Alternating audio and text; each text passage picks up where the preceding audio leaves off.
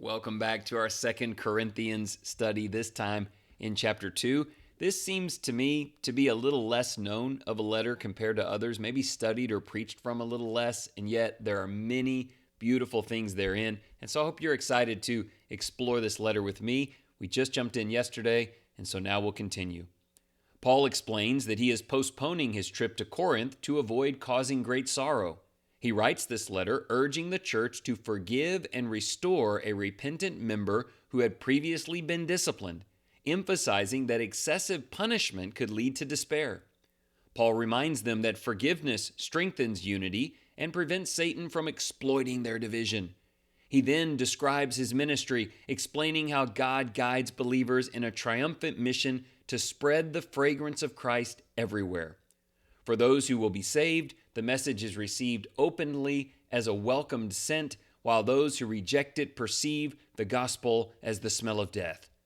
For Paul and believers, the responsibility remains to keep sharing the truth sincerely with everyone. It's so sad to think that the gospel message is the smell of death to people when all it's designed to do is bring them rejuvenation and freedom in life. The most essential mission in life is to share the gospel of Jesus Christ with the world. Many may not listen, but the word of God is powerful when it touches receptive hearts. Our goal, like that of the apostles, is to genuinely share the Lord with others. Satan's mission is to hinder us. He uses many tactics, one of which is to keep God's people focusing on each other in unproductive ways. Sometimes this means continuing to punish and judge or remain distant from a Christian long after they have repented. This great division only serves the adversary's will. We must forgive our fellow believers for any offenses so we can unite in Christ and engage in his important work. Quick note here, if we just got to work with what we're really here to do, we would join hands and we would let past offenses go. 3 questions today. Number 1, why does Paul emphasize the importance of forgiving a repentant believer? And how important is it to do so fully and with openly shown love? I think you've got to rely on how you hope and pray the Lord forgives you, and that's how you should extend it to others. Question 2, how does a lack of forgiveness or affection toward a brother give Satan opportunities? What will he try to do in those situations? Think about that. What can Satan breed and grow when we're tentative about forgiveness or we hold grudges?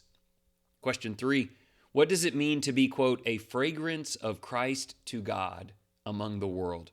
How will that assignment affect your daily behavior and attitude? Are you this flower, this fragrance, this scent that draws people to the source everywhere you are? And if that's your purpose, how will it shape what you do? I think that's a great thought. Let's finish in prayer. Benevolent God, thank you for your mercy and forgiveness. Teach us to extend that same grace to others, restoring those who repent with love instead of judgment. Help us to stand firm against the enemy's schemes, uniting in Christ rather than allowing division to take root. May our lives spread the fragrance of Christ, bringing life to those who seek you. Keep our hearts sincere as we share the gospel, not for personal gain, but for your glory. Lead us in triumph, reminding us that we are called to reflect your love and the truth about Jesus into the world. It really is that simple. That's what we're here to do. I pray God gives you opportunities to do that and that you have the most wonderful day.